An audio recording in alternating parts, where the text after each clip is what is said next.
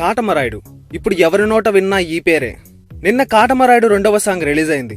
మొదటి song release అయ్యి YouTube రికార్డులు బ్రేక్ చేస్తుండగా రెండవ పాట అంతకు మించిన రికార్డులు కైవసం చేసుకుంది.